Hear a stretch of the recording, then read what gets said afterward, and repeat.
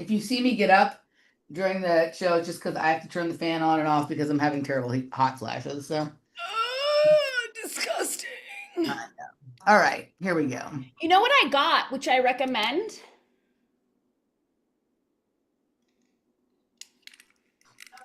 Oh, nice. I'll let you know when you can blow it at me through the camera.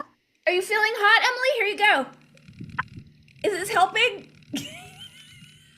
I think we've landed. So I think everybody is hearing us talk about our age-related issues.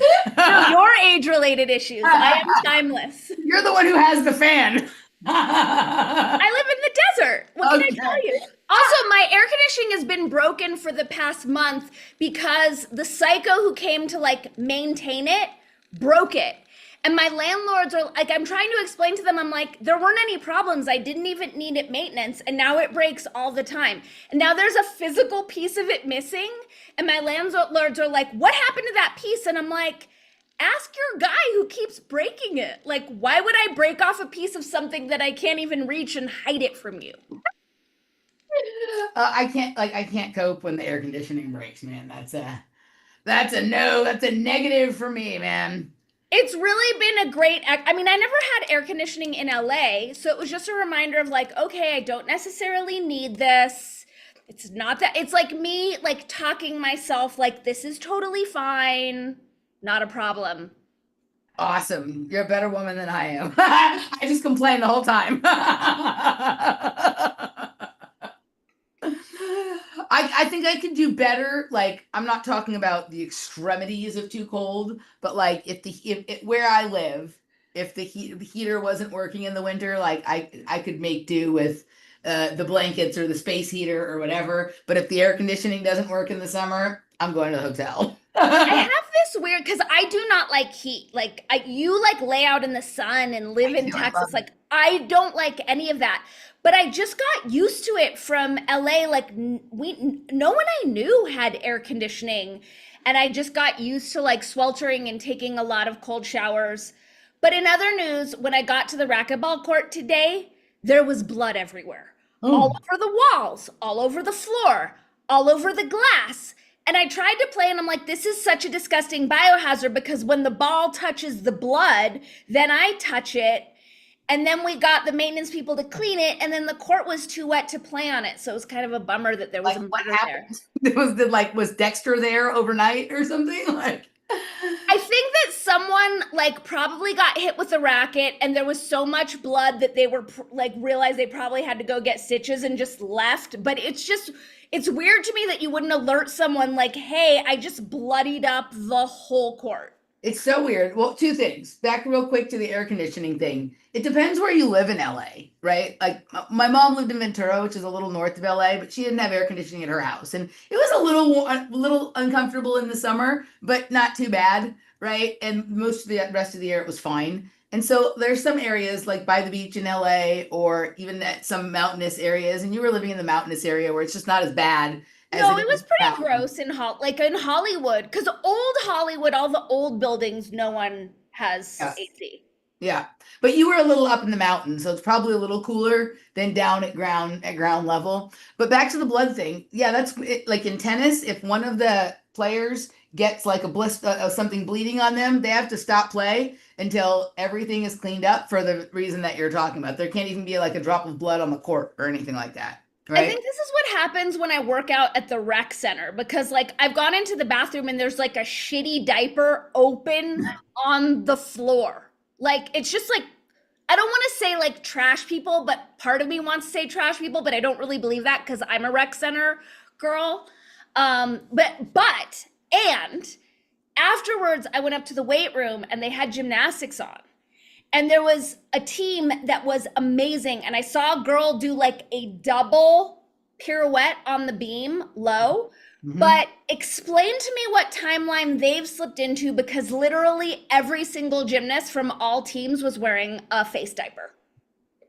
So you must have been looking at, they must, my guess is based on the things that you've reported to me that you see, I think that your gym has the Pac-12 network or the, There we go. right? And so they're, Utah was one of the teams, if yeah, that's right. So Pac-12 as a conference ended this past year, but I've seen that they're still replaying some things on the Pac-12 network because a few sports still have Pac-12, so the network still exists and they're probably replaying old stuff. So during the pandemic, there was a couple, they didn't have to compete with a mask on, but there were some teams that competed with masks on, like they were going to get more points for competing with masks on.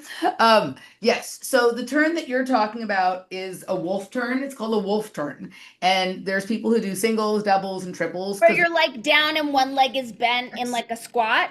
Yeah, it's Laura's least favorite move, but here's why it's her least favorite move, because they all do them and only 1% of people do it well. Some people Correct. the ugliest, fuggliest thing ever, but they all do it because like a double is a D and a triple is an E. So they're going for the difficulty and then they're just taking the deduction because you get so many bonus points.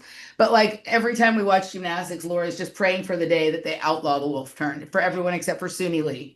It's super ugly. This girl, she was a black girl and she did it really well, but like the prep, it's like they take so long to prep it. Mm-hmm. There was a double layout that was so impressive and amazing, but they were actually competing sans face diaper. And then the second they got off, like even before they high-fived their teammates, it went right back on, which was even more embarrassing because like, oh, the virus doesn't exist when you're competing. So they're showing you old meets from 2021. I know exactly who you're talking about. You're talking about Mars Fraser from Berkeley, as the double layout and the wolf turn girl on beam. It was the best double layout I've ever seen. Yeah, she does a good one. And her not Mars Fraser, MJ Fraser. Sorry, her sister is Mars Fraser, who used to be on the UCLA team. That Berkeley was the worst. Like Cal was the worst about being like virtue signaling with the masks. But there was one girl on the team that would do her routine with the fucking mask on. And like the announcers would always talk about how impressive that was. And I was like, oh my God. Yeah, so they're showing really old stuff. They're showing really old stuff. Okay. Well, right. Should we move through since we're on sports mind viruses, should we go to my sports mind virus videos? Hit it. All right. So I 2 times this week, Monday night and then Tuesday morning, my 2 favorite tennis podcasts must have gotten some sort of talking points or something that they're supposed to say. Correct. Because I'm not going to say I've never heard this mentioned in a tennis podcast before, but I've never heard it mentioned quite like this. And if it has been mentioned, it's been a really, really, really long time. Okay. So here we go. So first, on Monday night, you know, my favorite tennis podcaster guest on the show earlier this year. I have to do this, not because I don't love you, Gail, but just because, come on. Here we go, fair use. Illness thing. That doesn't change the fact that the weather in the past couple weeks it hurt the product. It hurt the product immensely. And let's not conflate this with long Masters 1000s, expanded Masters 1000s. I think that's an entire. So I was going to the product. So I don't know what you've heard about tennis in the last couple. There's been a lot of tennis in the news the last couple of weeks, partly because they're experimenting with this U.S. Open mixed doubles thing that is like kind of controversial. That started yesterday. But the North American hard court season has been plagued by a lot of players pulling out, a lot of players retiring early in matches or giving walkovers. And then at the final of the Cincinnati 1000, Masters 1000 last week, Jannik Sinner retired in the final. He played 5 games and then stopped, right? And a number of other people have done stuff like that in the recent few weeks. And so there's this conversation about how brutal the schedule is, but also with the weather. So let me get to my propaganda talking points here, and then I'll explain further. Entirely separate issue. But wait. And when I feel like between product, the long Masters, what is he talking about?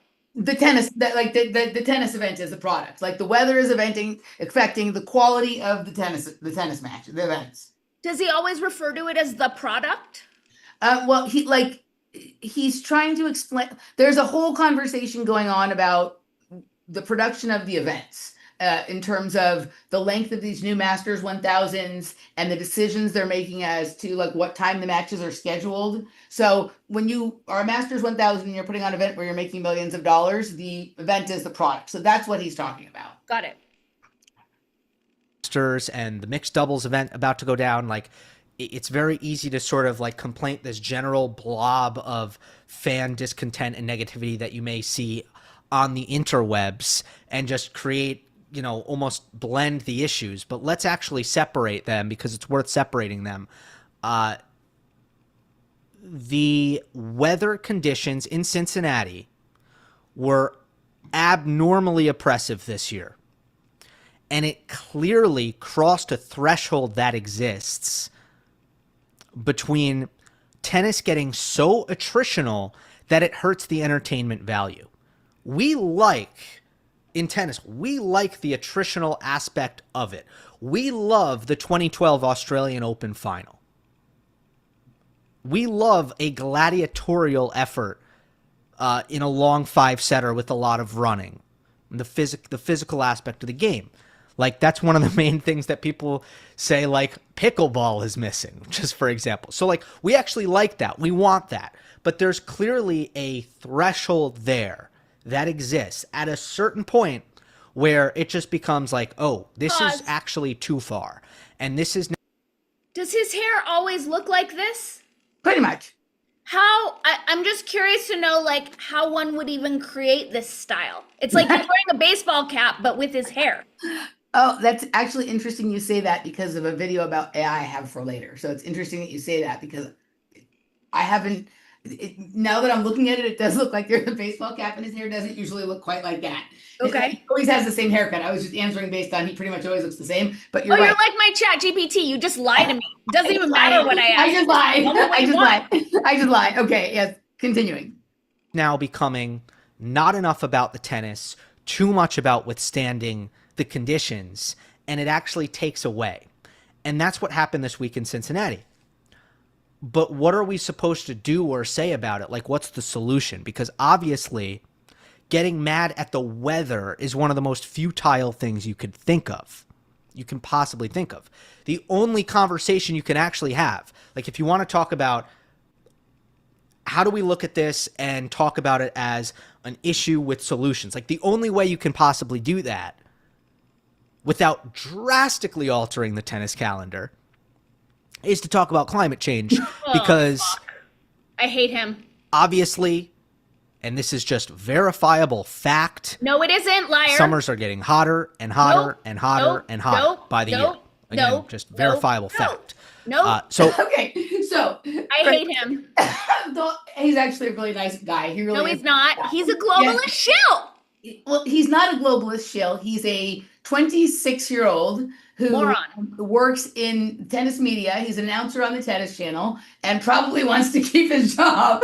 But this is my complaint about the tennis people in general. The same as like some of the gymnastics podcast people is they just take their talking points from CNN or MSNBC when it comes to anything outside of tennis. And then they state them like they actually know something. And, you know, the way he knows things about tennis is through deep analysis and research and all of that kind of stuff. And then to come on and say something that you've probably done less than an hour worth of research in your entire life on, right? And to say it with the same level of authority that you say the things about tennis is where I have questions for some of these people. Well, and the repetition of just verifiable fact, like he wouldn't be doubling down on that if he wasn't getting his orders from someone or didn't know he was lying. Because when we speak verifiable fact, we just say the things. So that what you just said right there, he doesn't know that he's lying. He doesn't know that that's not the truth. And here's the thing. I'm just like, before we even get into like any of that, and I have another one for us, right? Because it happened just hours later on another one. I don't think it's hotter than it used to be. I know it's not hotter than it used to be. I know this because I am alive and have a brain and awareness and can track these things. So I remember when we were little growing up in the San Fernando Valley where it's often over 100 degrees, that there would be summers where more than half the days were over 100 degrees. And now when I'm in Los Angeles or monitoring the weather in Los Angeles, over the summer, I'd say it's less than 25% of the days that are over 100 degrees. Yeah. I had a day where I was working at MGA when you and I ran into one another, and I drove my Barracuda, which did not have air conditioning, in 118 degree heat And I got there and they made me go lay down and back because I looked like I was going to pass out. Then I had a boyfriend in 2019 who broke up with me over this because he's from Chicago and he's screaming at me about how it's never been this hot. And I'm like, I'm actually from here and it's definitely been this hot. It's definitely, yeah. Also here in Texas, where I lived for the first time in the late 90s, and I've lived here on and off since then. Like, there were years where it felt oppressively hot much earlier and much longer, and like the oppression felt greater than it feels in terms of humidity, right? Because here it's super humid. Now, one of the years since I've been back here, there were more like exceedingly high temperatures than there are most years, but that was 1 year, right? And it isn't like a constant thing. But here's what I have to say. Like, they put the North American hardcourt summer tournaments all in cities that have super high humidity, right? Super high humidity. And they tend to schedule all of the biggest like matches like in that like late afternoon when it's like the worst, right? And so maybe looking at scheduling, maybe looking at, well, there's an entire west coast of the United States that isn't humid, right? Where the conditions may not be as awful, but also you know, it's that's just the nature of the sport.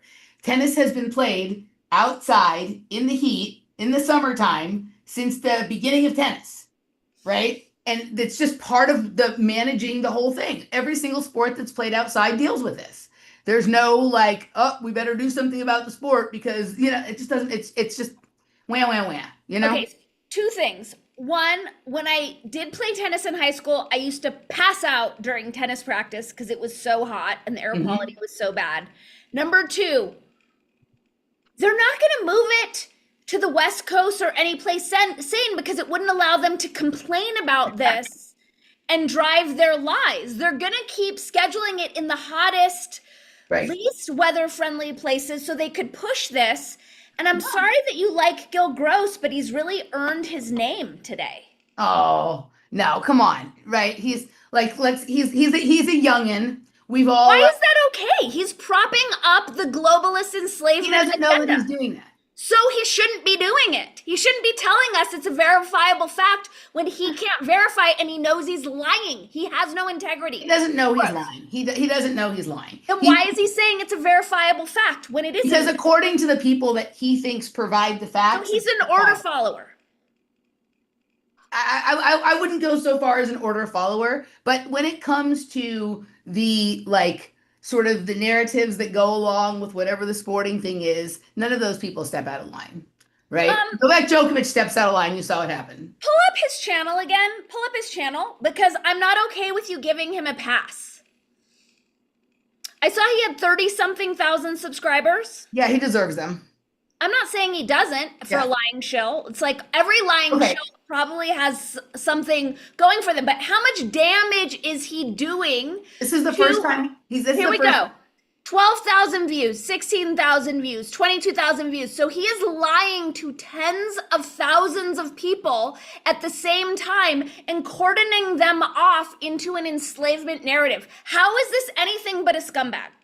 Because I think he really believes that. That doesn't make him not a scumbag. He's doing harm. He's harming innocent people. It doesn't matter if he's ignorant. He's doing harm.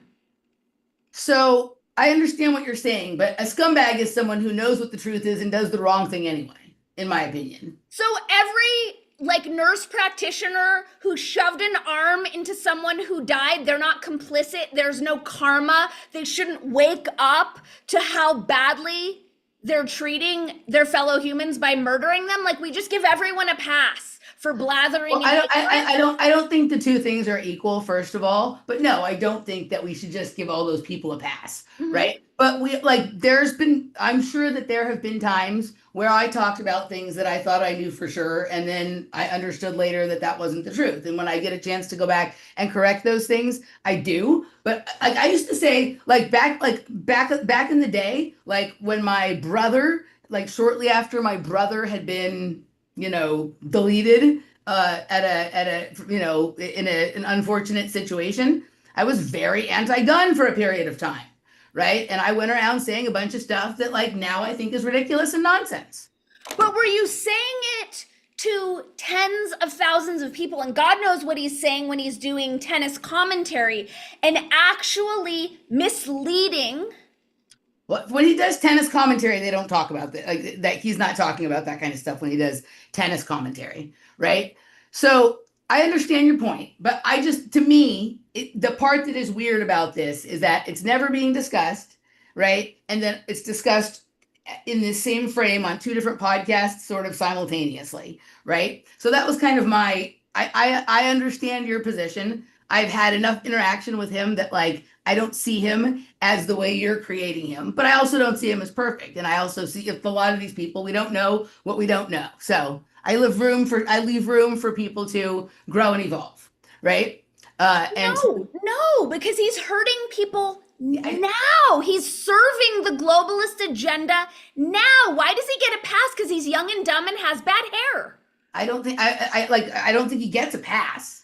Right. I don't think it's necessarily a pass thing, but I think we're making a flying leap to, somebody's like, speaking about something that is, essentially propaganda to like, somebody's, knowingly lying and hurting people as a farmer. But he's propagandizing his viewers. Like he's not. He's propagandized. He's propagandized. But he's spewing that propaganda and he's hurting tens of thousands of people. It's not like you like talking to your friends and family about something you haven't figured out. This person is what they call in propaganda a trusted leader who deserves zero trust.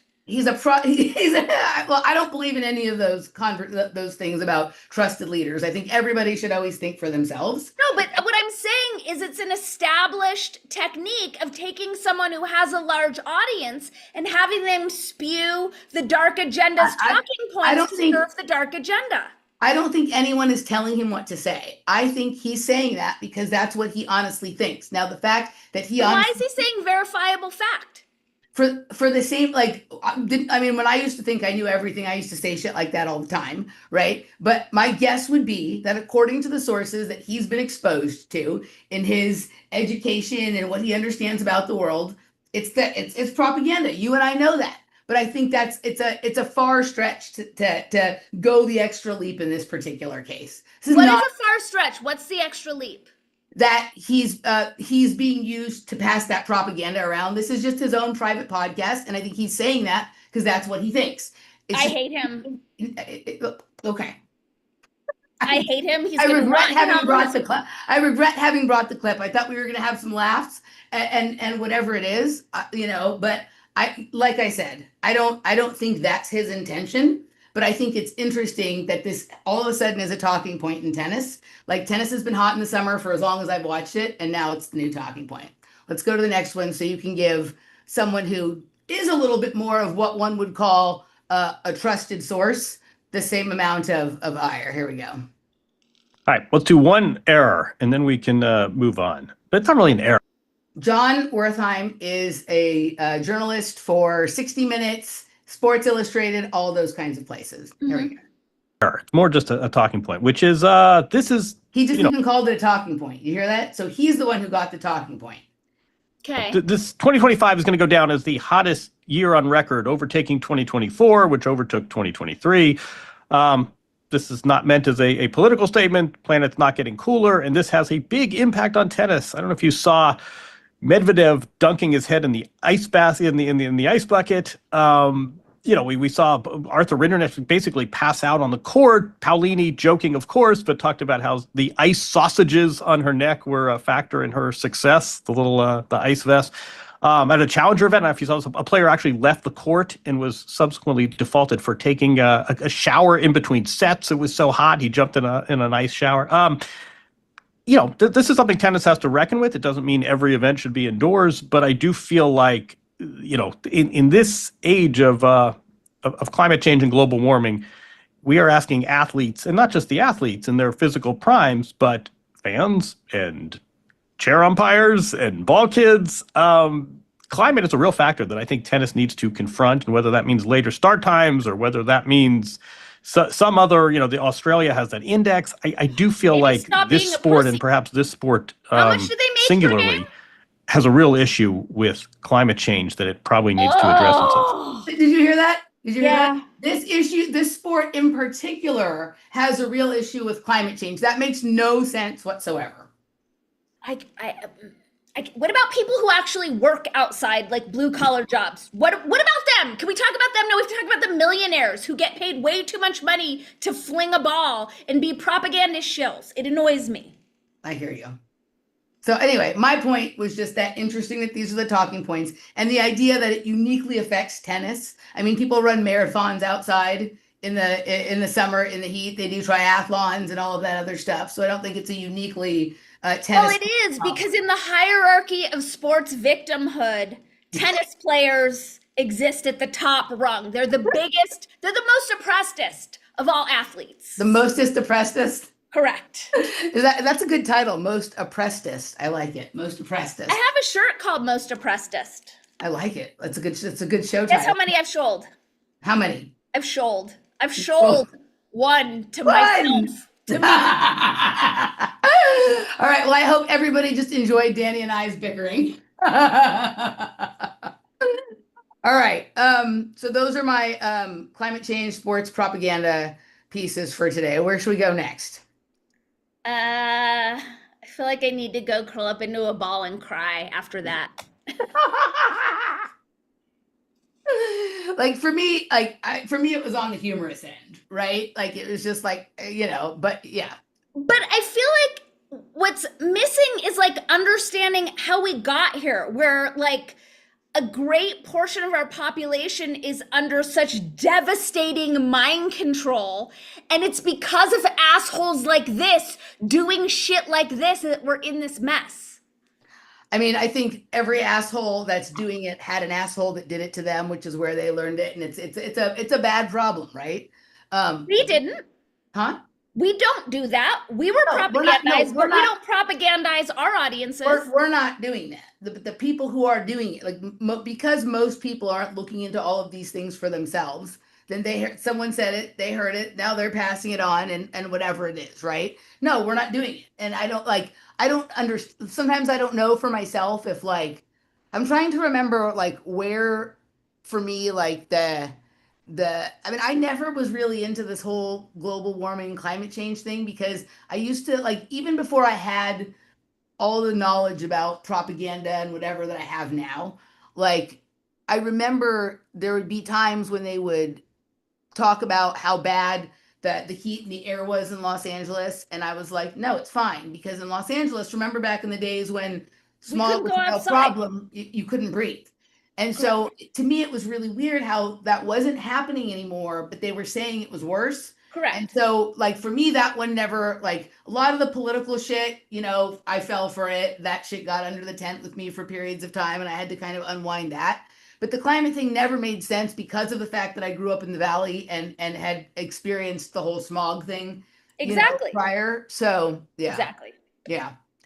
Okay. Shall we go to AI? Shall we go to Macron, Candace with not the Macron thing, the Brigitte thing? Should we do Israel and Kim Iverson? What should we do? Or what do you have? Let's do yours. Let's do Israel. Israel. Okay. So for those, because you said you didn't know this, there was a guy who's the Israeli military cyber czar or something, cybersecurity person. And he was in the United States at a black hat conference, computer hacking conference or whatever it is. And he got caught in a sting operation that was going on from the Las Vegas Police Department and the FBI. Trying to lure a 15-year-old or trying to lure a teenager for a date, right? And he got pulled in with a bunch of other people, and then he got let go, and they let him go back to Israel, right? Even though he'd been charged, he got let to go. So we're not here to talk about that. But what was interesting was all these people who think that Twitter is a bastion of free speech. This happened in the middle of the night the other night. Here we go. There we go. All right. Cover-up story of Tom Alexandrovich, Israel's cyber chief, who was busted in a sting operation trying to have sex with a 15-year-old girl. Now the new details are out that Sean King, love him or hate him, was silenced by X. Suddenly, in the middle of the night, all of his posts about Tom Alexandrovich had been removed. He wasn't sure why they had been removed. And it turns out they were removed because the Israeli government asked X, will you take down all these posts? And X said, okay, we'll go ahead and do it. So censorship by the Israelis of an American reporting about an Israeli trying to rape an American girl and getting away with it and getting sent back to Israel. He tries to report on this, and all of the posts that he made ended up being removed. And the irony of it goes even deeper. The organization within Israel, the government agency that asked for X to remove the posts, was the very agency Tom Alexandrovich heads. So the cover-up just gets worse and worse by the minute. Ultimately, what we've discovered now with this case, thanks to Sagar and Jetty over at Breaking Points, who was able to procure some documents, we now know more details about Tom Alexandrovich and what happened. Because we were getting a lot of conflicts here, because Israel was saying, oh, no, he was never arrested. The U.S. government was denying that they had any involvement or knowledge that he was going to run off to Israel. They're acting like he just kind of evaded them and ran off to Israel. And it turns out none of that is true at all. In fact, the arrest records clearly show that Tom Alexandrovich was, in fact, arrested, that he was also charged, along with, there were 7 others, so 8 of them in total. And yet Alexandrovich was the only one who was released before seeing a judge, got out on bail, didn't even see a judge, got on a plane and flew off to Israel. Clearly, in the interrogation records, it shows that Tom Alexandrovich demanded to speak to the Israeli government, to the embassy, also told them that he had his flight back to Israel. They were fully aware. Okay, that's enough. Apparently, also, when he was at the conference, he was there having meetings with the FBI and the NSA. So while he's there meeting with them, right? Like, that's pretty fucked up. Anywho, anybody who says that Twitter is a free speech platform, like they literally has never been on Twitter. Has never been on Twitter. Exactly. Clearly doesn't have a Twitter account. So I have a clip about another Twitter takedown. All right. That I feel would be timely to share. Are you okay with that? Yep. Okay. Do it. I'm just going to play the first half of this. Here we go, fair use. Developing a universal vaccine at NIH. We're developing a universal vaccine at NIH, which is a vaccine that addresses the entire phylum of viruses. And so it's a vaccine that mimics natural immunity. Yeah, now they deleted that tweet with that video. Okay, we have a special guest with us. Ryan Christian is an independent journalist known for his commitment to transparency and truth. Isn't that nice? He's a winner of the Serena Shim Award for uncompromising integrity in journalism. Nice. I'm also a recipient of that award. He contributes political and social commentary to The Last American Vagabond. What do you mean you contribute? I thought you were The Last American Vagabond, where he provides an alternative voice to the compromised and the co-opted corporate media. Welcome back to the show, Ryan Christian. Thanks, brother. Good to see you again. So you are The Last American Vagabond, right? Yeah, I'm founder and editor of the platform. That's me. I mean, really, it's the name of the platform, but it's, you know, it's meant to be sort of like we're all the last American vagabond kind of idea, you know. But yes, that's mine. Now, you did an interesting segment on this that I wanted to talk to you about. Mm-hmm. Maha Action tweeted out, RFK Jr. says we're developing a universal vaccine at NIH, which is a vaccine that addresses the entire phylum of viruses. Whoever knew that word phylum. It's like a murderous crow. It's a vaccine that mimics natural immunity. So the problem is they deleted this tweet, right? Because here, you want to hear him say it? Here, we're developing a universal vaccine at NIH, which is a vaccine that addresses the entire phylum of viruses. And so it's a vaccine that mimics natural immunity. And it... but wait a minute. Hang on. And it is effective against any kind of mutation. So it doesn't drive the virus to mutate. and it could be effective. We believe it's going to be effective against not only coronaviruses, but also flu. Really? And it's going to be a much safer really? and much more effective vaccine. Yeah. Now, they deleted that tweet with that video, and Grok was asked, why did Secretary Kennedy delete his tweet about developing a universal vaccine? And it says, yeah, it appears he did delete his Twitter post about developing a universal vaccine. My search of his timeline shows no such content, despite videos and reports from his August 8th Alaska event discussing an NIH-led natural immunity mimicking vaccine for COVID and flu. So I just want...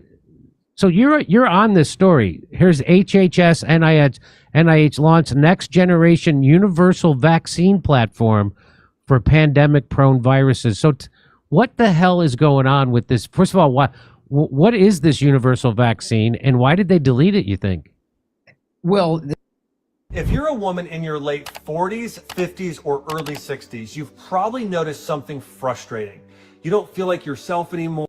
Well, the platform is continuing. You can look it up on HHS. I'm not exactly sure why he chose to delete the tweet. I think it's because he got there was more than one, by the way. One was on the Maha, then one was something that RFK himself posted. And the point is that he got a lot of pushback from largely people in the Maha movement. But what's important is to look at these. There's two separate stories here.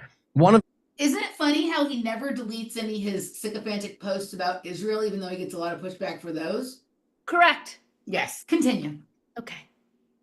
Is the trend, the shift into the universal platform direction under the guise of we're ending mRNA, which is not happening. And I want to talk about that too. This is simply staying with the universal platform. I'm very skeptical about this in general. I'm not an expert in this topic, but you and I both have been diving into this research since this entire thing has started. And we both interviewed plenty of doctors, but many I speak to are very adamant about this not being the right direction. The wholesale vaccine direction, which is like the old style, was the one that was rife with all the issues about the concerns and the statements of people being sick after taking them. They deny that, but there's a lot of denial around a lot of these things, and there's a lot of issues that came from that. Now, maybe they're going to do it better. My gut tells me that this is actually sort of the part of the head fake. I do think this is probably going to happen. I doubt that it'll end up being, think about how unlikely it is that you're going to make something that you make one shot that essentially can apply kind of universally to everything kind of forever, that they update. I don't know how that ends up not being some sort of overlapping mRNA technology. It doesn't appear to be, but my thought is that this is sort of a deviation from where I actually think the direction is going. And now this starts with the $500 million contract discussion where RFK Jr. said we're ending all these contracts. Now on that point alone, my research shows as of today, only a few of those you can even prove have actually been canceled, and they were ones that were already being canceled before he made that announcement. There's no main list of all those 22 contracts. I'm skeptical even those are being canceled, but just for the conversation, let's assume those are all being canceled.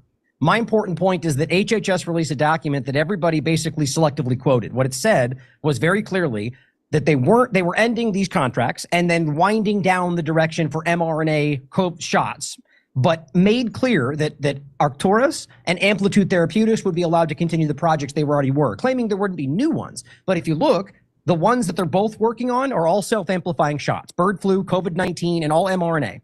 So those are continuing. That's clear. Secondarily, on the post, it says right underneath this paragraph, everyone quoted, we will also still be continuing all other forms of mRNA.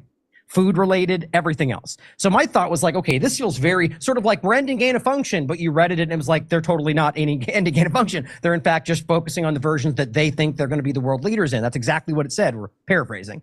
So I think this is what it's really about, the self-amplifying shift into this direction. But you broaden out this picture, you can continue to see a lot of this over focus on specifically that. And on top of that, I found new contracts even today for things that are called let me make sure I get the actual phrase right. It's called a trans amplified mRNA, which basically is self-amplifying, but with two different versions of the things amplifying. This is the direction it's going. All of these are in the works. There's multiple studies in this direction. So go ahead. So you're saying it was a... So to me, like what this sounds like. So first of all, I hadn't heard of this until Sophia mentioned it to me the other day. I did a show with Sophia the other day, right? And she had a newsletter about like the underbelly of the Kennedy clan that most of us don't even know about. So we were talking about that, and then we got into a conversation about this stuff, and that's when she told me about that. What this sounds like to me is like, no, they don't need mRNA anymore, because like now they have something they're putting in the shots that is basically going to be like your cell phone, where they update it automatically at a distance, right? And forget you having to like approve the updating. It's just going to force it, right? So that's what this sounds like to me, that like now vaccines are like cell phones. 100%.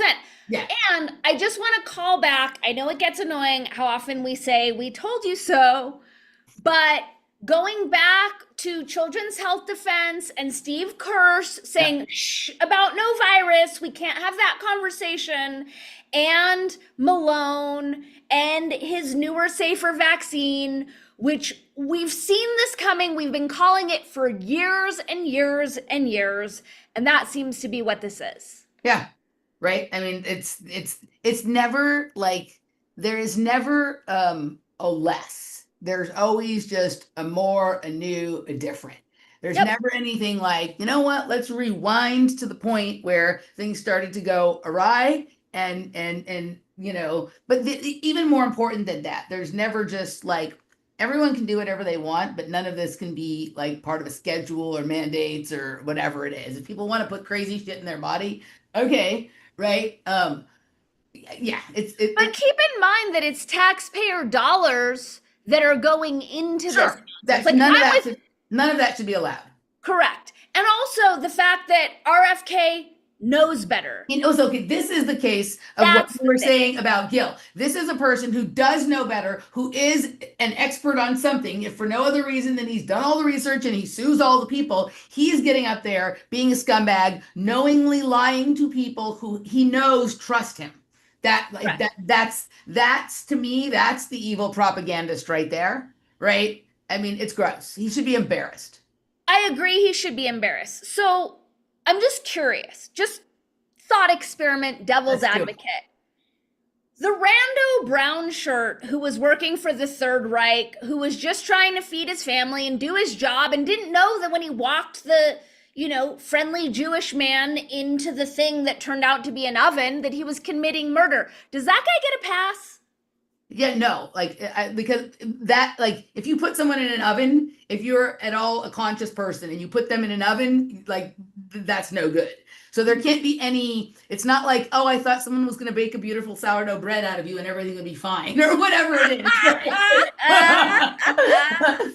Right? So, like, you know, like, do I, like, we went through a lot of this during COVID, right? And there was like a lot of people who were very scared and acting in ways that felt irrational to me, and, you know, doing kinds of crazy things. But I could differentiate between somebody who was truly scared and didn't know better, and someone who was using sort of an authority that they have to say something that they know isn't true. And then there's also these other people who like tell you what you should do about it, right? And what you should be doing. And those are the issues to me. But no, like, you know, there's not some excuse for oven walking. But like, no. Okay. But yeah, that he's just embarrassing at this point. Like, I wonder if the people who identify as Maha people are rationalizing this and still like believing in the goodness of the RFK op. I don't know. It seems to be a little bit quieter. Like you're not hearing like Ian talk about RFK anymore one way or the other. And he seemed to be like one of the main RFK sort of propagandists. Right. I don't, Shenanigans seems to have totally disappeared. Who else were like I don't know, like Aubrey, I had to unsubscribe from Mickey because all of a sudden I was getting emails every day from his wife, and I was like what? Right? Like Nadia Willis is now suddenly, you know, using the same email list. And what were her? That's weird. That's shady. I get really annoyed about misuse of my email address. Yep. What was she communicating in her emails? Like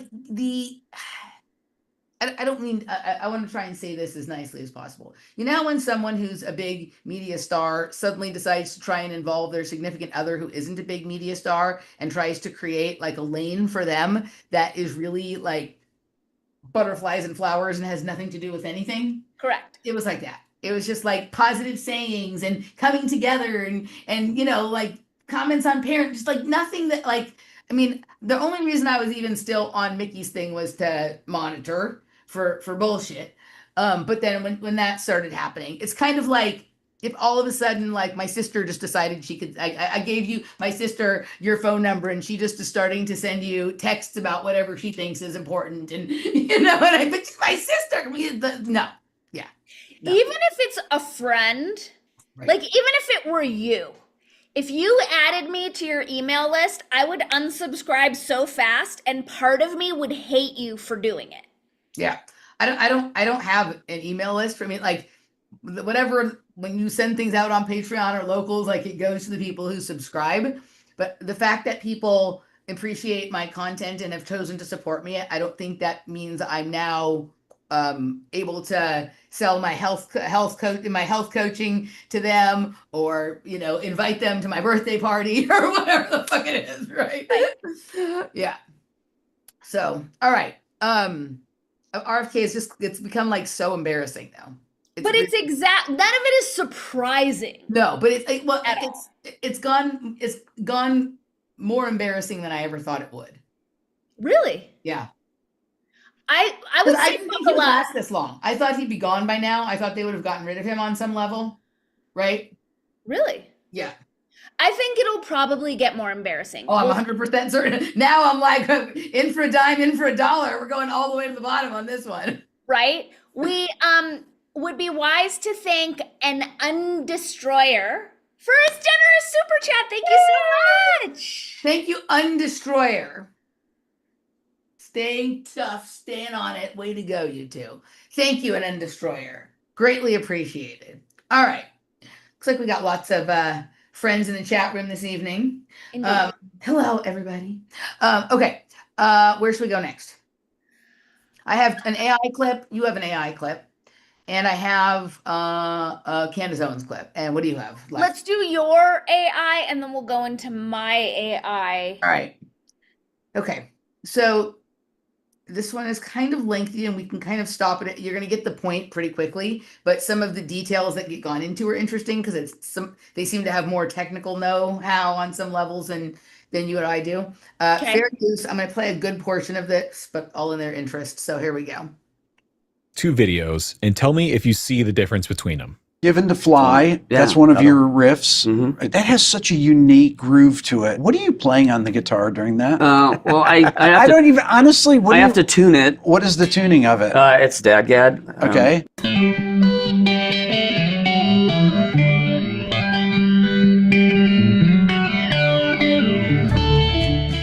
So do you see it or is it just me? Last night, Rick called me and he sent me those 2 videos and he said, look at this. What do you see? And immediately I noticed one of them looked like an AI deep fake of his short. You can see it in his face, in his hair, in Mike McCready's face, his facial features. It just looks uncanny and weird and fake. It just looks like AI made it, but that's not an AI deep fake. Both of those videos are Rick's videos. One was uploaded to Instagram and one was uploaded to YouTube Shorts. And the one that looks like an AI deepfake is here on YouTube. And as we were talking about this, he told me to go look at my stuff. So I pulled up my most recent example of a video that I uploaded to YouTube and to Instagram. And lo and behold, the one on YouTube looks like an AI deepfake. At first, it's a little difficult to tell, but if you start to look at things like the neck pickup on the Gretsch that I'm playing, or the way the strings go over the pickup, or the Sting logo on the shirt that I'm wearing, or the wrinkles on the shirt, or the details of my hair, it just looks wrong. And the more you look at it, the more it starts to step out. But I wanted to be sure that it wasn't just me and Rick, because admittedly, we're both nerds for this kind of stuff. So I went over and asked my wife, who is a professional photographer. She spends her days editing photos and film photos that she developed and making content of her own. And this is what she had to say. Okay, can I get your reaction to this Really quick. These are screen recordings of my short. One is from Instagram and one is from YouTube. This is Instagram. That's YouTube. You look kind of like, oh, this one's fake. So you think the YouTube one is fake? This looks weird. Your shirt looks weird. The wrinkles in your shirt looks weird. Oh, why is the pickup like that? That's the video. That's the actual video we posted. Oh, it's like really, it looks like it's AI. Okay, it's not AI. That's the short that we uploaded. This is Rick. This is his YouTube short. Oh, that you can definitely tell. Look at that. Yeah, you can definitely here's tell. the same one on Instagram. That has Given the Fly. Oh, weird. That's one of your riffs. Right? That looks fake. Like if I saw that and my brain would flag that as like, oh, Rick's uploading AI content now. Is it something that we unintentionally agreed to in the terms and conditions? I don't know. Or that has been updated that we didn't realize we agreed to, that they're just doing? I'm not sure. Okay, so here's a Reddit thread that I found, r/YouTube. Says YouTube Shorts are almost certainly being AI upscaled. And they've got a few screenshots here of Hank Green, who I love. These are two different screenshots from one of Hank's shorts. Now, OP here says, I've been having an issue for several days wherein shorts looked smeary or as if there was an oil effect applied to them. That's actually a good way to put it.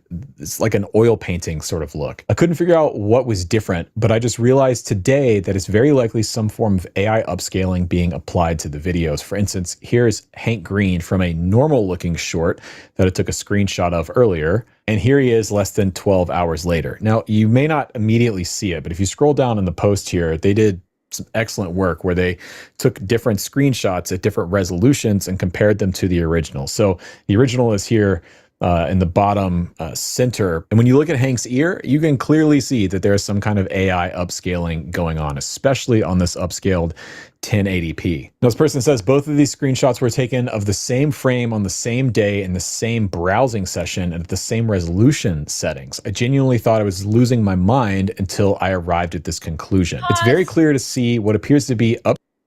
Why do we care? So YouTube, which does whatever it wants to do anyway, is touching up an earlobe? So I think the earlobe was just one place that he grabbed. But my point with this, like the reason that this grabbed my attention, like I don't have a good eye for the specificities on these things, but I listened to this and I sort of looked into it a little bit. And like, you know how, like kind of like almost what you said about Gil's hair, how like it looked weird like that. Like that's what some of the videos that they're saying that this is happening. Like there's like this smoothing effect. You know how sometimes like when you have a green screen in the background, it makes like your hair look like a little more cap-like than it does. They're saying that that's happening to videos that didn't used to look like that, right?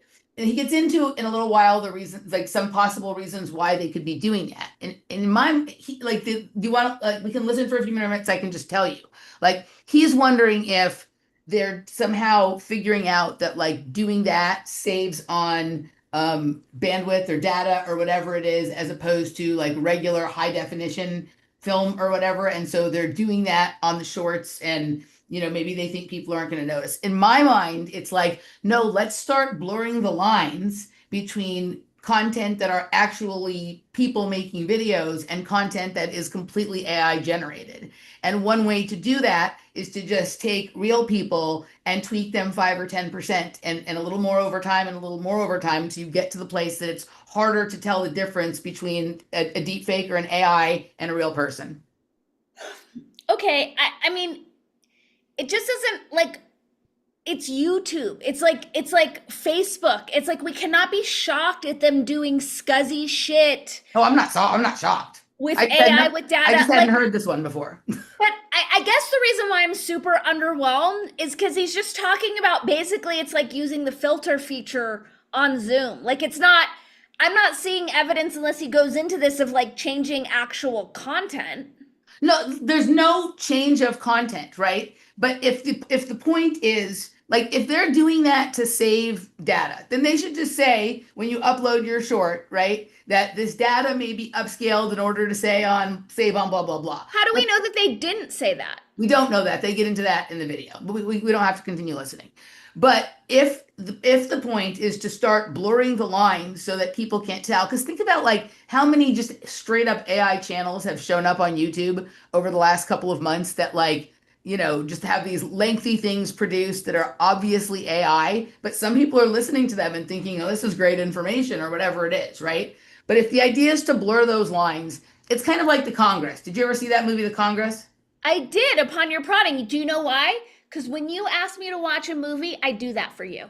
Oh, snap. You just got me. Okay. But this was just, I thought this was the first time that I've heard this, right? And so it made me think we all better go check our YouTube users' terms and agreements. I'm asking my liar ChatGPT right now All right. if they've put it in their user agreement. All right. Let's see.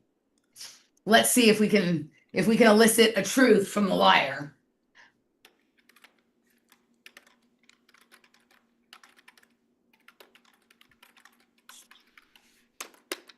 I had it out with my ChatGPT today, and I'm like, why are you constantly lying and propagandizing me? I asked it, it's going to take a minute to load, but I asked it how long Jason Christoff has been billing himself as a mind control researcher, and it said since 2000, and I said, you fucking liar, like stop lying to me. And it was like, oh right, sorry, I meant 2020. And I'm like, why are you lying? Oh, it was just a mistake. You don't make mistakes. And I finally nailed it to the wall where it's like, well, I'm just pulling from the internet. And sure, like some people from OpenAI train me. And I'm like, do you think that I think people at OpenAI are objective? Like, how dumb do you think I am? And I finally got it where it's like, okay, I'll start giving you alternative sources. I'm like, thank you.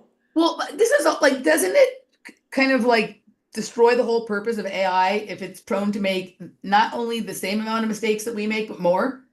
What's the point then?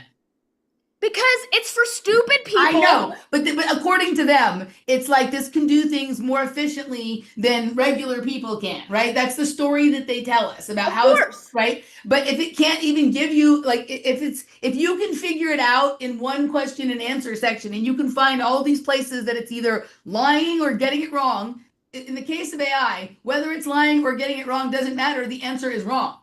Correct. But keep in mind, and I'm not trying to separate myself from other people, but I'm like very attuned to these techniques. Yes. So the reason why it's helpful is it can propagandize us at such an accelerated rate. Like when I ask it, like, who the Tides Foundation is supporting in Santa Fe, and it lies and gives me like 2 people in its assessment of why. That's like great job of propagandizing like rando because computer user X. Just like unfortunate people, it goes right to CNN and MSNBC and takes the top headline, right? So.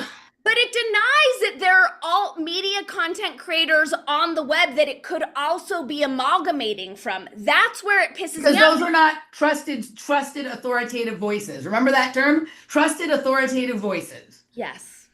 Oh. Okay, let's see if I got, it's really slow. That's a good title too. Trusted authoritative voices. Okay, so here's what it said. Do you want to write that one down while I read this to us? Sure. You have the other one written down. In November 2023, oh wait, let's see. YouTube's terms of service prohibit unauthorized use of automated means to access or interact with the platform. Let's see. November 2023, YouTube announced a policy requiring creators to disclose when their videos contain altered. They're not telling me whether they are doing it. Right. This is exactly what the ChatGPT would do. Is YouTube using AI on content creators' videos? It'll lie. It's gonna lie. My ChatGPT is just named liar, liar, pants on fire. We also got another generous super chat from Leah. Thank you so much, Leah. Thank you, Leah.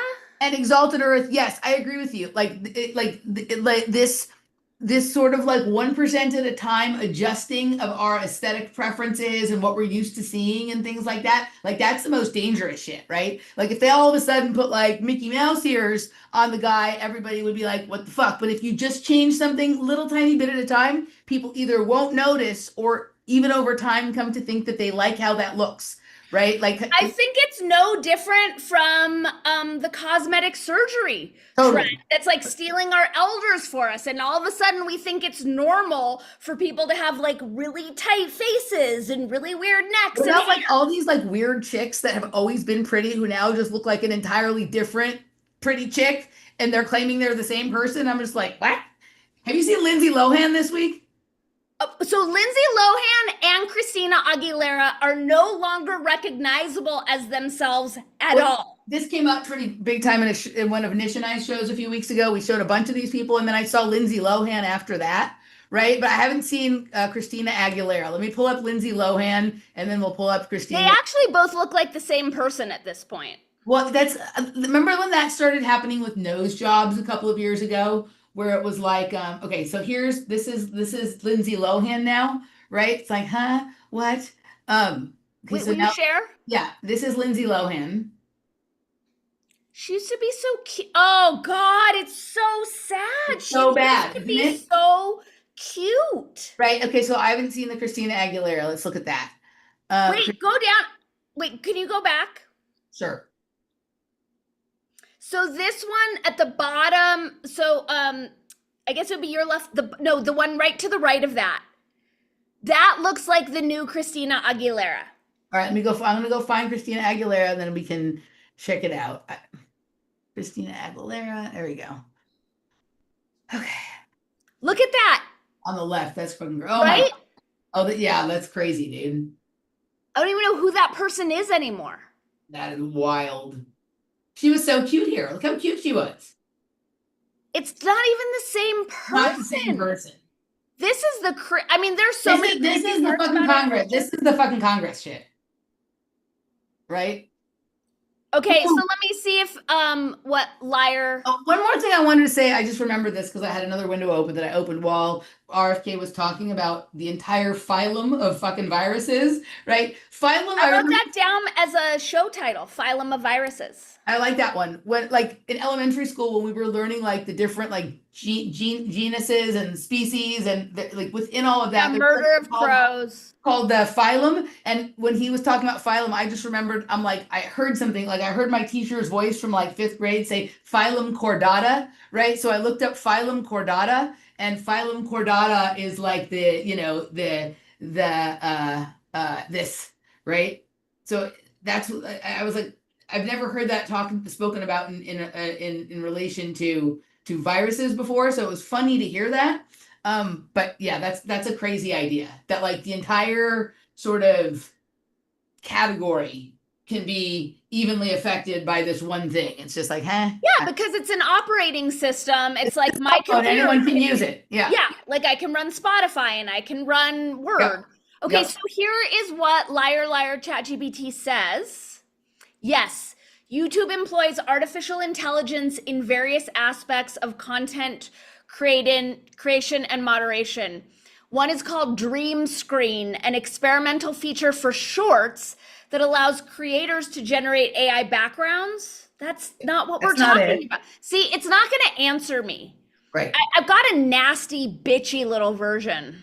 Well, there's been a lot of views on that video that I shared with you, so I'm hoping that there'll be some follow-up and we'll get to the bottom. Like, usually there's people who, whenever there's an update in the terms and services, like come out and say there's this weird thing in there, and they were surprised that no one had said something like that, so now they seem to be investigating it, so I'll update you if I hear anything different. But thank you very much. I thought I'd bring one more thing for there to be outrage.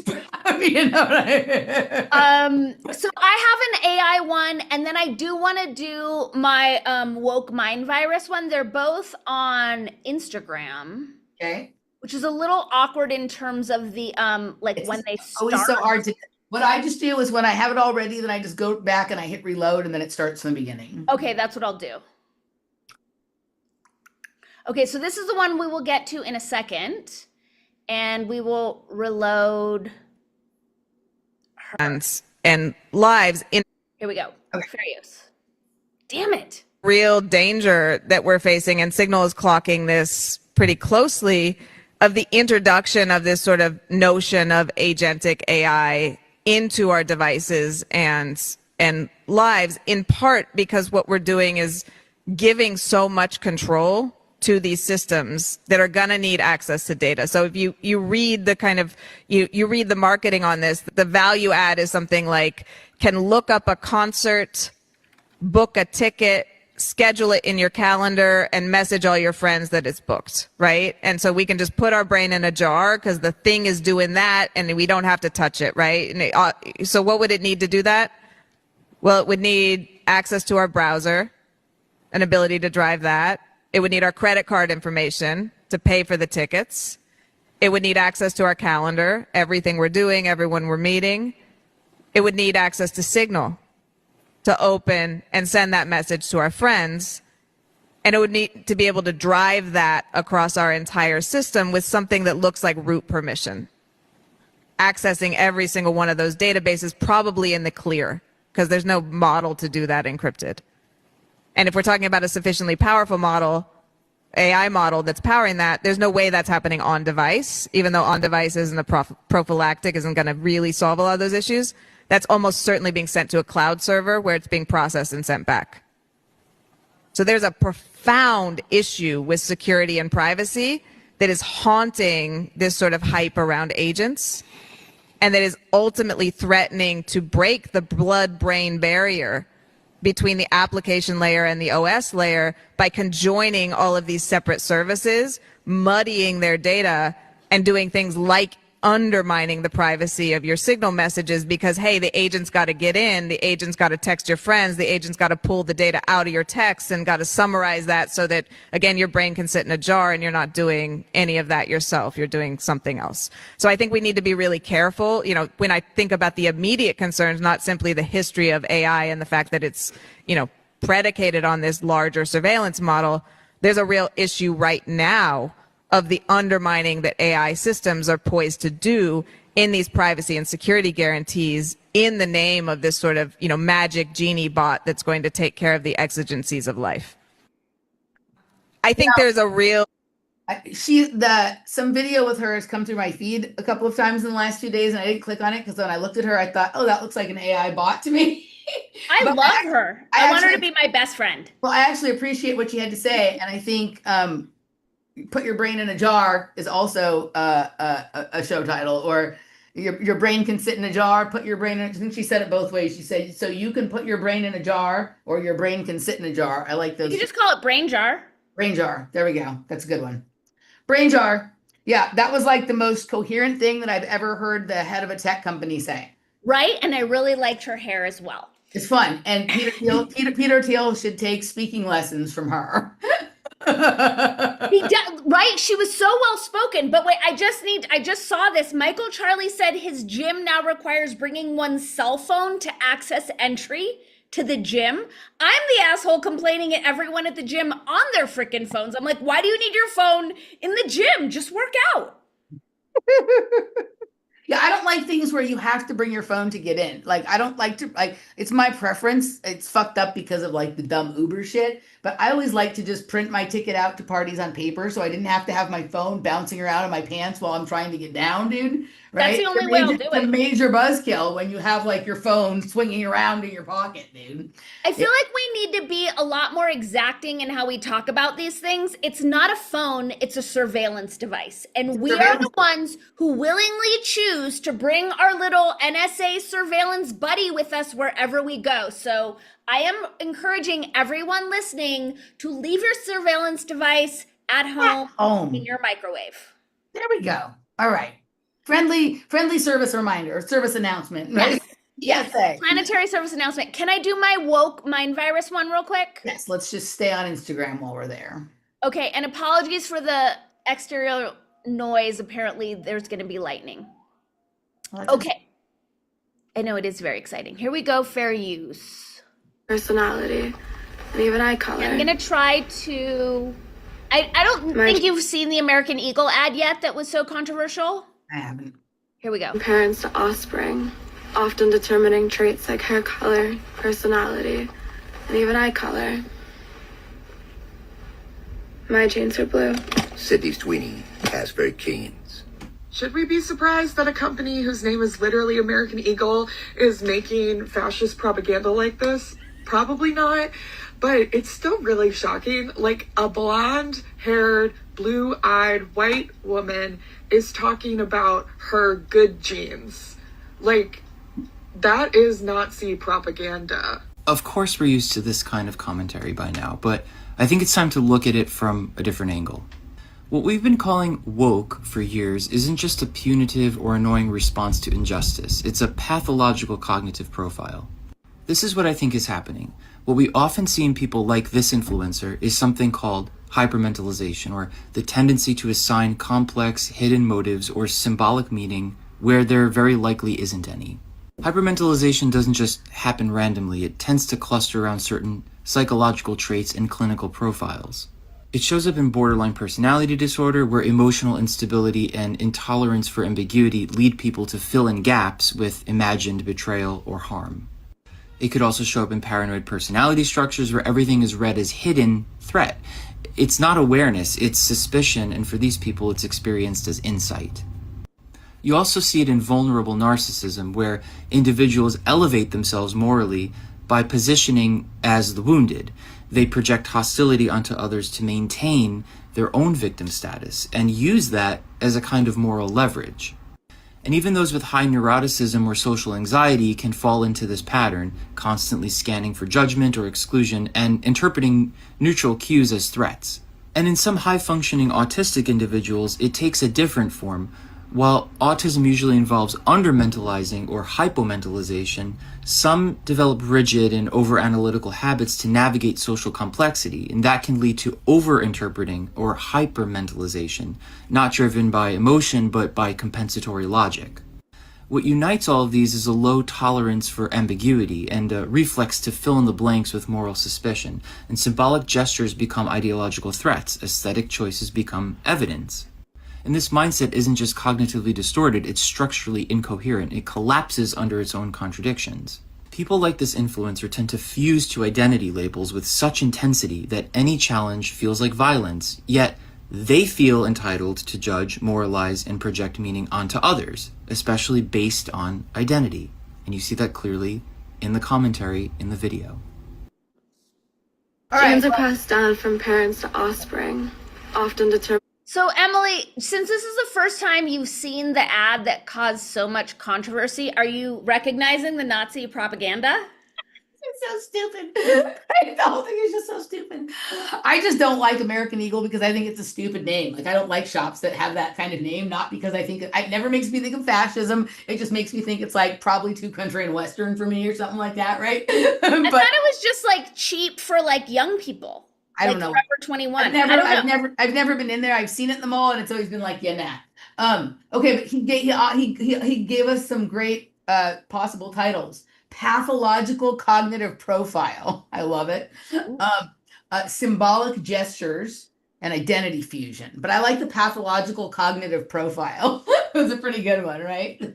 There's so many. There's so many. Our cup runneth over today. Maybe we should have a poll. You guys. I think we should have a poll. Of all the things we've mentioned, of all the possible titles we've thrown out there, we guess we could read them in a list, because I have mine, the ones I've written down are here, and you have yours. So when we get closer to the end, well, let's do that now, so that when we call, so that they have time to put the poll in, because otherwise it's too long. So here I have trusted authoritative voices, symbolic gestures, brain jar, pathological cognitive profile, and identity fusion. Okay, I have oven walking. I like it. Oven walking. Phylum of viruses. Yeah. Phylum chordata. I took one from the chat. Normies get a normie. Most oppressedest and the attritional aspect. Is it normies gonna normie? Yes. Yeah, normies gonna normie. Okay. What was the last two? Because I got stuck on the normies get a normie when I was trying. Most oppressedest. Most oppressedest. Yeah. And the attritional aspect, which gross hair guy said. Yes. I love the attritional aspect of tennis. I like when it's just gladiatorial battle all day long in the sweltering heat, terrible conditions. Like, that's why I like it. That's what you're being paid so much for. Like, sweat, suffer, gruel. There's nothing like those 5.5, 6 hour Djokovic Nadal matches that's where it's at, dude. I'm saying. Okay, everyone, we have 2 for brain jar so far. All right. 1 for and 2 for pathological cognitive profile. We have a straight up tie right now. Like, if Laura or Jana could keep count and let us know the result. 3rd for brain jar. Yeah. 3rd for cognitive profile. God damn it, you guys. All right, so Jana and Laura do the math on that. So when we come back to it, you guys can tell us what the results of the poll are. I have an interesting piece from Candace Owens. Are you interested? All right, here we go.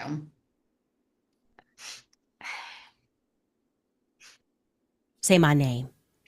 Okay, now let's get into something equally, if not more interesting. Actually, way more interesting. Potentially something.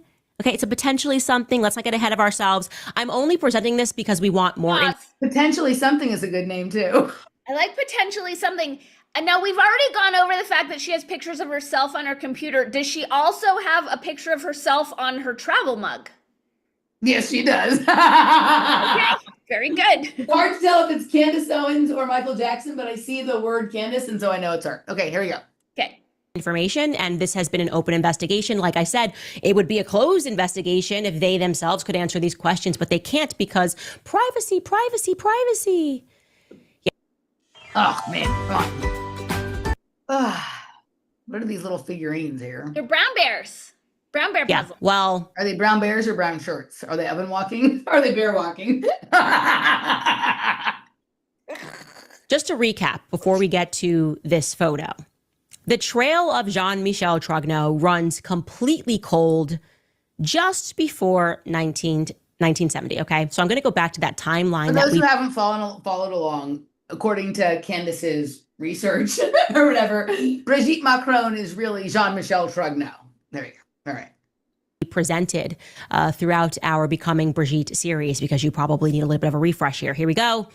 We just trace Jean-Michel Trogneux's life from being born in 1945, but the relevant portion that I want you guys to look at is in 1963, because in 1963, that is the year that Jean-Michel Trogneux turns 18, okay? And at that time in France, military men were required to sign up for the military. It was compulsive. You're 18 years old, you have to sign up, or else you have to present a valid reason as to why you said it was compulsive, not it was compulsory. It was compulsive. I like that. There we go. Not join the military at that time. I thought that the whole Russian-Ukraine peace deal was dependent upon Candace shutting her mouth about this. So isn't this like a massive international security issue at this point? Well, she must be colluding with Russia. Clearly. Okay. We know that on February 12th, 1963, according to Xavier Poussard's stellar reporting, the day after Jean-Michel Trogneux's 18th birthday, his father, Jean Trogneux, performs the military registration on his son's behalf. And what's weird about that year is that in that file, as his father is filing for a deferment, we learn that Jean-Michel is living in Algeria at the beginning of that year. Then we know that by the end of that year, by the end of that same year, he's back in France and he is at an engineering school, okay? That's where Xavier and the journalists were able to hunt down that now infamous photo, that 1963, I think 64 photo of Jean-Michel from, like, it was an engineering school in France. Okay, cool. Xavier Poussard then was able to confirm in his book that 2 years later, in 1965, Jean-Michel requests another military deferment for 2 years, which would bring us to 1967. And thanks to a mainstream journalist, remember, the story goes that people started realizing that there was one sibling that was unaccounted for. Like, Brigitte Macron is now the First Lady of France, and they're looking at this photo and they're like, wait a second, we know where all of these siblings allegedly are, but we don't know where that little guy on the left is that kind of looks exactly like Brigitte, Jean-Michel. And because the press was able to get ahead of it and like, oh yeah, that is kind of a missing sibling, let's look into him, a mainstream journalist was able to confirm that Jean-Michel Trogneux in 1967 was in Speyer, Germany. Okay. There, he was registered as a non-commissioned officer. He was playing field hockey at the Speyer Club for the season 1967 to 1968. So that's where he was. He was in Germany. And that could make sense because they had an engineering regiment in Speyer at that time. Militarily speaking, that could make sense. Is there such a word as regiment? I don't think she's using that correct. I think it's a regimen. Yeah. She also said compulsive instead of compulsory. She's butchering a little. Yeah. She's butchering. So I would be remiss if I didn't say I really like her blouse earring combo because they're incongruous and make no sense. But I want to echo what's happening in the chat, which is, why is she obsessed with this? Like, why does she even care? Like, she's so smart. Aren't there more interesting and important things for her to be uncovering than for her to be harping on this? Who cares? I'm in 100% agreement with you and the chat about that until we get to the end of this thread, and then there's an interesting little gem. But no, it feels to me that like people like her and Ian Carroll are there to TMZify the search for the truth. Correct. Right? That's what this is about. Okay. They are paid propagandists knowingly lying to the people. Correct. They're just as bad as Gil Gross.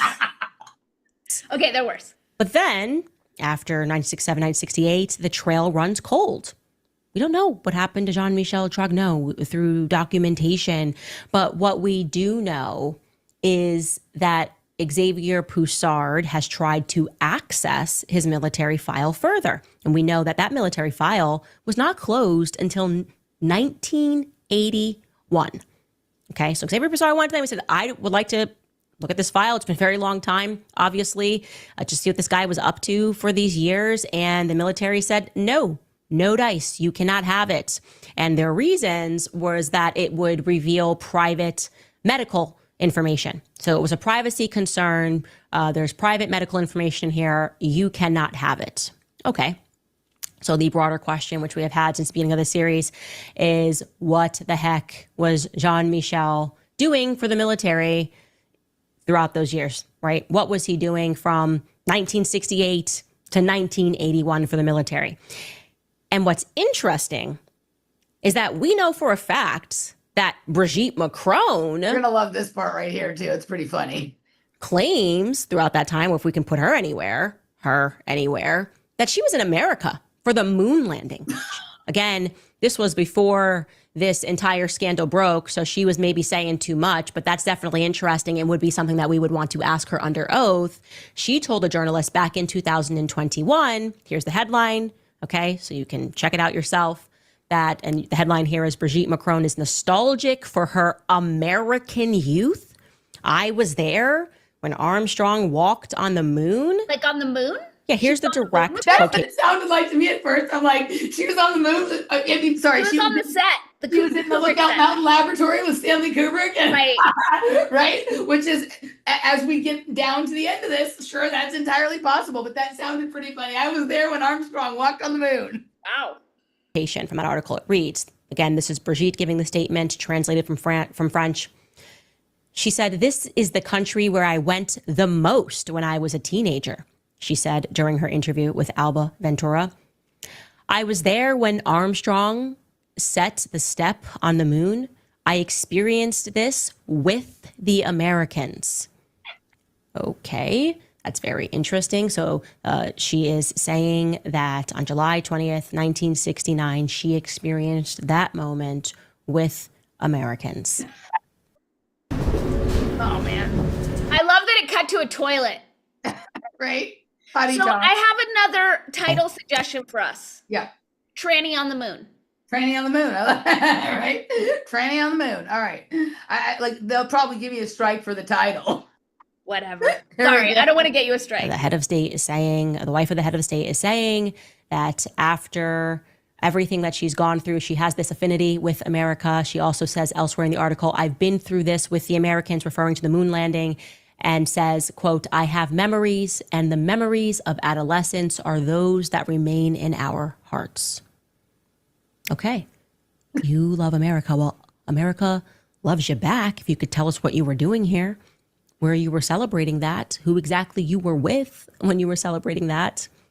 So this is why this next portion is super interesting, because somebody on X, and again, I will caution you, we're just investigating here. We are literally just asking questions, and it's always faster to just go to the public because the internet sleuths are the best. This is like our own CIA. This is like the Candace intelligence agency of mommy and daddy sleuths out there. Well, somebody on X. I like how she just conflated herself with the CIA, right? The Candace intelligence. Oops, right? That's been the big question: is Nick Fuentes the Fed, or Tucker the Fed, or Candace the Fed? Right? Yes and yes. Who's the Fed?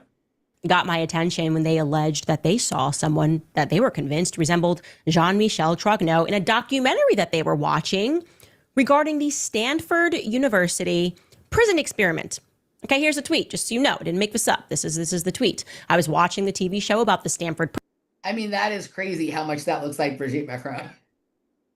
Does it? It totally does. Okay. Yeah, it totally does. Continuing.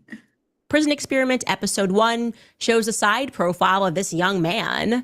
At the 5-minute, 45-second mark, I had to rewind and look again. And I went, whoa, that's, look it. I'm not exactly like a technology here, but definitely looks familiar. And talking about psychology, everything that we have been discussing on this podcast regarding psychology, reading of chaos, it got my attention, okay? And then when you learn what the Stanford prison experiment was, it kind of piques your interest even further. What was the Stanford prison experiment? Well, it was one of the most controversial psychological experiments in history. Not kidding, in history. It was controversial not only because of what was done, but also controversial because years later, a French historian basically looked back on everything and said, this was theater. These people were actually performing. A lot of the things the public was told simply weren't true. They did this experiment because they wanted to produce a certain result. But let me tell you about it. Here's what we know for a fact, okay? What we know for a fact is that the experiment which took place in 1971. I'm about done. It's another potential show title for a fact. For a fact. That's for a fact. It's an undisputable fact. Okay, right. So that's pretty much it, right? So last week we were talking about the Unabomber and how like he, was part of the MK Ultra thing and then all of this kind of stuff. Now, to me, the most fascinating, I'm not as interested in what's between whose legs as she is, obviously. But if it did turn out that whoever is playing the role of Brigitte Macron also participated in the Stanford prison experiments, that's information I'd like to know. Well, that's something that I wonder as more and more of these conspiracies kind of cross over and fold in one another, where It's these are bizarre coincidences that I just read something the other day about Joseph Gordon-Levitt's dad was some, I don't even know what it was, but given how close it is, it's how many it's closer than you'd even ever want to know. Correct. So how many I can't go into how close it actually is because right? It's right across the street, baby. This is what I'm talking about, where it's are there just only 100 real people on this planet and they're just all involved in everything? Well, right. This is, I think probably more than 100, but the question around the 144,000 comes up a lot, right? And that everything is just to the power, everything is a fractal of 12 or whatever it is, right? So if you keep multiplying up, then really there's 144,000 real people, and then there's 12 sort of copies and pastes or fractals of each sort of real person, and those are wandering around, and those are the things we call NPCs or clones or doppelgangers or whatever it is, right? Right. But no, this is part of the idea of MK Ultra and all this stuff is that they were creating programs to create Manchurian candidates. And we think of, for some reason, we think of the Manchurian candidate as either the assassin or the president, but it could also be the allegedly transgender wife of the president of France or what, right? It's global and it's transnational. So it's not there's a strict American MK Ultra and there's a British one and a Russian and a French. No, there is exchange programs going on with all of this, right? And it would be really interesting to also sort of like, I wonder, if when some of the earliest like studies on sort of this phenomena of like transsexuals or transvestites or transgenderism and things like that really started to get university funding and looking at and whatnot, right? So she could have just been on an exchange kind of program over here, weaving her way in and out of all the psychological or whoever it is or whatever, I don't know, weaving their way in and out of all of these different programs and studies, as some sort of, NATO swap or whatever the fuck it is, right? But that just like when I saw that side profile, right? Go like if you look at some of the pictures of Brigitte Macron from the side, like there's a definite profile, and that was it. Well, I also wonder like what was being telegraphed, because if this Macron woman who's getting all of this negative press right now is pointing to like something wherein she was lockstep with the Americans, why would she choose a controversial psyop that a lot of people don't even believe existed? Like, do you know what I'm saying? Like, of all the events she could choose, right? What was the point of choosing that one? It's a weird one, and especially the way she said it made it literally sound like she was there at Lookout Mountain Laboratory with them, which Correct. I also wouldn't put. That's entirely possible to do at this point, right? Correct. I mean, we live in, we basically live on like the MGM lot or the Paramount lot. And you could just go from stage set to stage set to stage set and see the same people playing make-believe in a different cast of characters over and over and over again. And that's essentially what we're living in. Yep. It's Scooby-Doo. Yep. It's Scooby-Doo. All right, we got a couple more generous super chats. Smarmy vibes me. Thank you for your generous super chat. Jim Montgomery, we're always happy to brighten your day. All right, so thank you for your generous super chats. We love you. Jana or Laura, could you announce to us the winning title of the poll? We have an all cap thing. Oh, let's see it. Oh yeah, and also guys, it's time to ask your all caps questions. Oh, I don't think it's a question. But wait, can you say on the air what the Joseph Gordon-Levitt thing is? I can't believe it slipped out of my mind. I can't say. Okay, I'm gonna ask my liar ChatGPT. I can't say because the thing I'm talking about, I can't say. But the thing you're talking about, yeah, look at ChatGPT. It was something with his father? He said he's 100. Why do they put this in people's Wikipedia? This to me is another telegraphing. He has stated that he is 100% Ashkenazi Jewish. I love that you say Ashkenazi like me. I say it like you because you're my role model. Speaking of Ashkenazi, Laura and I just finished watching this series on Prime called The Hunters, right? And it's like many interesting layers of propaganda. But one of the layers is an admission of people posing as Jews when they're really not, which was fascinating to me that they let that slip in there. So despite the fact that it's full of propaganda and Hezbollah and all that kind of stuff, it's an interesting watch and it's only 2 seasons. Check it out. Okay, this was it. His dad was the director of KPFK in Pacifica Radio, which is where I used to produce the news. Yes. Yes, I have heard that before. Okay. And his mother ran for Congress in California as part of the Peace and Freedom Party. Not surprising at all. Mm-hmm. Not surprising at all. Okay, so Nigel, thank you so much. We love you as well. Dr. Laura says brain jar one. Brain jar? Is that okay? That's the tabular. The tabulation says brain jar. But we also didn't take the vote when we were going for tranny on the moon. Oh, Jonna also says brain jar got the most. Brain jar. All right, brain jar. Because when the people vote and say what they want, we have to act as their representative, unlike the fucktards in Washington. Unlike the civil servants. Yes. Representing us. All right. Does anybody else have an all? I am redistricted Earth. Okay. All right. Does anybody else have an all caps question, comment, observation, insult, anything like that to hurl?